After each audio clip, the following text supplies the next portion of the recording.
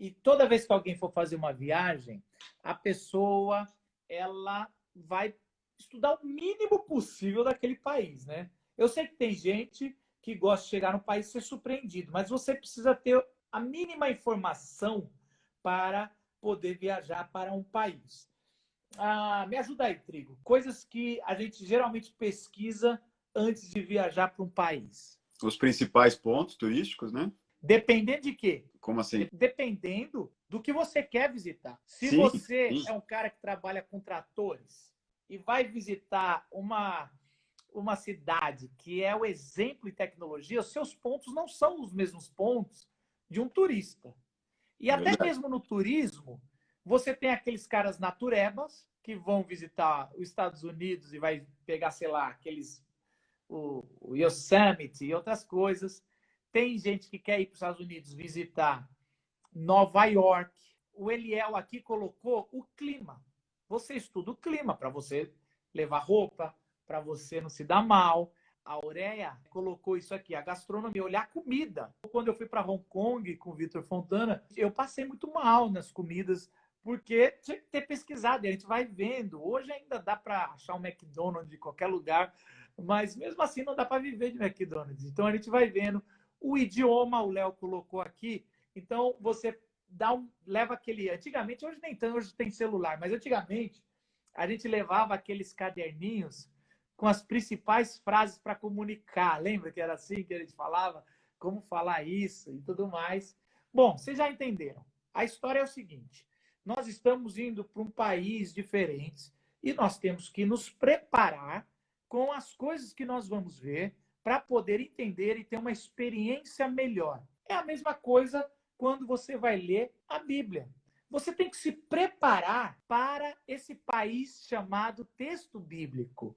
Então, se você vai para Gênesis, você tem que, no mínimo, entender um pouco aonde o Gênesis se encaixa na grande literatura, são os 5 primeiros livros.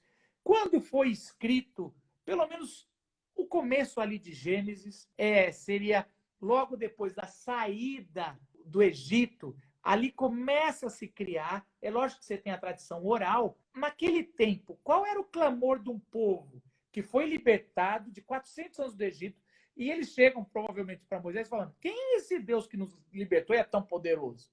Então eu vou contar a história. Se a história de Moisés é para falar quem é esse Deus tão poderoso que derrotou todos os deuses do Egito, os 10 deuses principais do Egito foram derrotados com pragas desse Deus. Esse Deus que é totalmente santo, que exige várias leis para eu me aproximar. Esse Deus que ele é tão justo que não pode haver pobreza ou injustiça contra órfãos, estrangeiros, mulheres, viúvas dentro do povo. E aí você vai ler Gênesis com outro olhar. Você vai ver que talvez é mais importante, e não fique escandalizado com o que eu vou dizer aqui, Gênesis 12 do que Gênesis 1. Talvez ele, esse Deus é o Deus de Abraão, Isaac e Jacó. Ninguém fala, esse é o Deus da criação de Adão e de Eva. Ele fala o outro Deus. Mas antes de chegar em Abraão, na promessa, mas por que Abraão precisa de uma promessa? O que tem de errado? Então vamos voltar um pouquinho mais sobre o casal que recebeu essa aliança, a imagem e semelhança. Mas aonde eles estavam? Tá bom, então vamos começar do começo. E aí ele começa do começo. Mas Gênesis está ali para mostrar a promessa de Abraão e como ela vai se desenrolar. Então, você estudar um pouquinho da língua, ou as principais, ou como ela é formada para você, assim como você vai em outro país, você faz isso, para você entender o que são os usos de comidas do povo judeu. E se você for para o Novo Testamento, é a mesma coisa. Como é que você quer ler as cartas de Paulo?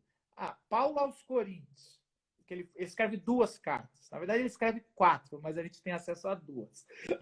E aí ele escreveu essas 2 cartas ali. Que cidade é essa? Quantos deuses tem comandando ali, para a gente entender? Como a mulher era tratada? O que é uma prostituta ritual? Ou uma sacerdotisa que entregava o seu corpo e o orgasmo? Era uma cidade portuária? Qual era o deus do mar que protegia e que os navegadores iriam buscar? Como é que era falado, comunicado as profecias lá que eles tinham? Era chamado o quê? De língua dos anjos. E aí você vai entender como a não prostituta ritual andava com véu na cabeça para mostrar que ela era uma mulher de família. E aí você vai começar a entender por que Paulo fala, mulher, bota véu. Aí você vai entender quando o Paulo vai falar, ainda que eu fale a língua dos anjos. Ele está falando, ainda que eu dê profecia para você no mar, sem amor de nada vale.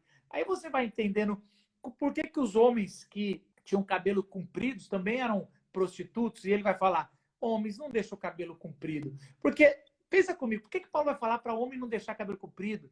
Se tudo que a gente tem de referência sobre Jesus e tudo era de cabelo comprido. Mudou a moda?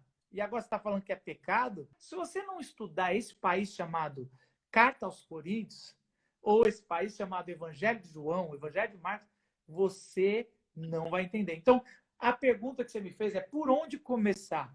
Comece como se você estivesse mergulhando num outro lugar, porque você está mergulhando numa outra cultura, num outro país, e vai pelo básico. E comentários introdutórios, eles vão ajudar você a entender melhor o texto. E aqui eu estou fazendo já de forma prática, várias Bíblias, por exemplo, chama Bíblia de Estudo, ou a parafraseada, que eu gosto muito, a Mensagem, toda vez antes de começar um texto, ela faz uma introdução. Ela é bem raso. Eu diria que você tem que ir muito mais que isso.